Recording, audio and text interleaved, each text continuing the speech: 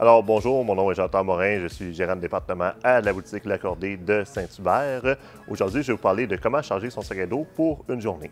C'est certain que le contenu de ce sac à dos va toujours changer en fonction de l'objectif de la journée. Donc, si on part quelques heures, si on part une journée, en fonction du terrain, en fonction des conditions aussi, on va toujours adapter le contenu afin d'être sûr d'être confortable et en sécurité pour la journée. Cependant, il y a toujours des essentiels qui font partie de votre kit qu'on va conserver et utiliser sur plusieurs projets différents. Donc, je vais montrer avec un Stratos 24 litres, volume parfait généralement pour une journée. Sac très confortable, un dos qui est ventilé aussi à l'arrière pour laisser passer davantage d'aération en été. Et qui, avec ces plusieurs compartiments, permet vraiment de bien organiser le contenu de notre sac à dos. Donc, si on veut pouvoir charger un sac à dos efficacement, on peut défaire les sangles de chaque côté, s'assurer d'acheter le plein volume de notre sac. Puis, au niveau du compartiment principal, on va toujours aller mettre le thème le plus lourd collé contre notre dos. C'est un principe là, qui s'applique autant pour les randonnées d'une journée que de plusieurs jours, afin que la charge soit centrée et qu'on ne soit pas déstabilisé par le poids de ces systèmes-là. Donc, dans le cas là, j'ai mon réservoir d'hydratation qui est dans sa pochette dédiée, ainsi que l'appareil qui va pouvoir sortir après ça directement à l'arrière. Par la suite, mes systèmes que je vais vouloir mettre dans le fond du sac à dos vont être mes systèmes qui vont être légers, compressibles et que je n'aurai pas nécessairement besoin au niveau du sac.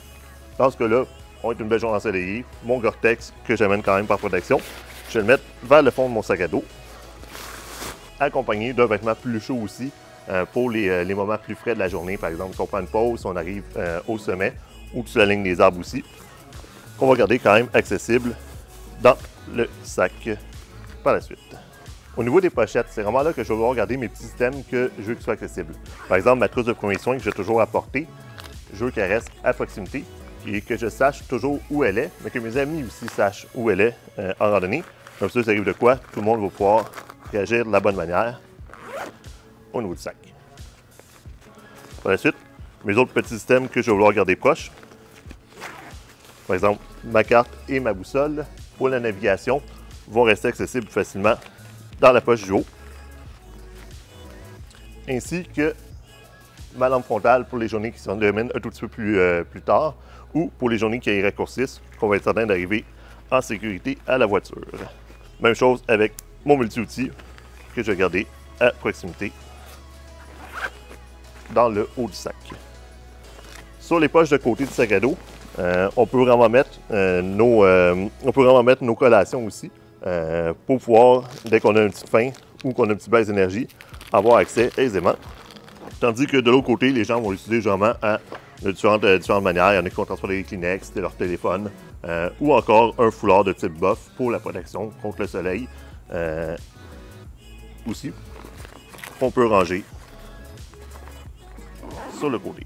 Sur la bretelle, on peut accrocher une petite serviette de type Pack Towel Nano qui va permettre de pouvoir sécher facilement son visage ou de se rincer, surtout pour les journées là, qui sont particulièrement chaudes.